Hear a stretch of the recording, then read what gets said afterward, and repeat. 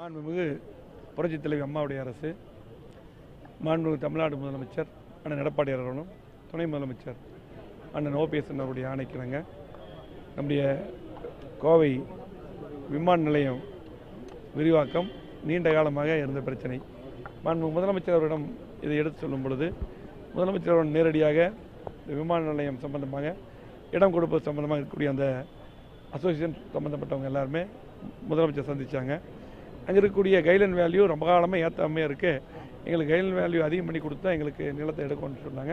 அதுக்கு தான் 20 வருஷமாக நாங்கள்லாம் இதுக்காக நாங்கள் போராடிட்டு இருக்கிறாங்க. உடனடியாக முதலமைச்சர் சீஃப் செக்ரட்டரிக்கு நேரம் அனுப்பி ஒரு மீட்டிங் நடத்தப்பட்டு என்னுடைய தலைமையில் 2-3 கூட்டம் நடத்தி முதலமைச்சர் நேரடியாக தலையிட்டு அந்த கைட்லைன் வேல்யூ அதிகம் பண்ணி இன்றைக்கி அவங்களுடைய சம்மதத்துடன், அது மட்டும் இல்லாமல் அந்த வீடு கொடுக்கக்கூடிய அவங்களுக்கும் தனியாக இடம் கொடுத்து வீடு கட்டக்கூடிய திட்டமும் அறிவிச்சிருக்காரு.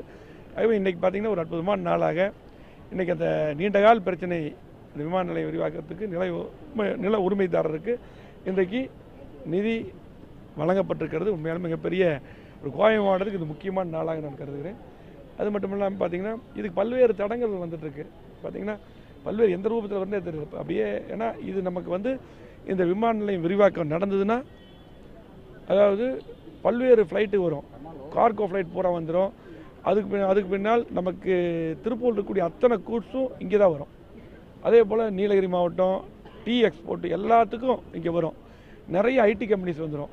நம்ம கோயம்புத்தூர் பெரிய அளவுக்கு டெவலப் ஆகிருந்துட்டு ஒரு என்ன காரணமாகவே ஏதாவது ஒரு தடங்கள் ஆகிட்டு இருக்கு. இது இன்றைக்கி ஆரம்பிச்சிட்டோம். இது முடிஞ்ச பின்னால் மிகப்பெரிய ஒரு டெவலப்மெண்ட் கோயம்புத்தூர் ஆகும். அதுக்கு நல்ல நாளாக இன்றைக்கி நாங்கள் கருதுகிறோம். அது மட்டும் இல்லாமல் இன்றைக்கி நம்முடைய மாற்றுத்திறனாளிகளுக்கும் அதே போல் நாட்டுக்கோழி வளர்ப்பில் பார்த்திங்கன்னா திட்டத்திலாம் இன்றைக்கி வழங்கப்பட்டது. இன்றைக்கி நம்முடைய மாண்புமிகு முதலமைச்சர் அவர்கள் 50 ஆண்டு காலத்தில் இல்லாத வளர்ச்சி கோவை மாவட்டத்துக்கு கொடுத்துருக்காங்க. அதன் அடிப்படையில் இன்றைக்கி 2 பாலத்துக்கு இன்றைக்கி முதலமைச்சர் அடிக்கல் நட்டுறாரு. அதாவது சுங்கத்திலிருந்து ராமநாதபுரம் தாண்டி ஒரு பாலம், அதே போல் கவுண்டம்பாளையம் சிக்னலில் ஒரு பாலம், 2 பாலத்துக்கு இன்றைக்கி முதலமைச்சர் ஒரு 10:30 மணிக்கு அடிக்கல் நட்டுறாங்க. இது ஒரு நல்ல நாளாக நம்ம கோவை மாவட்டத்துக்கு பல்வேறு வளர்ச்சி வந்த நாளாக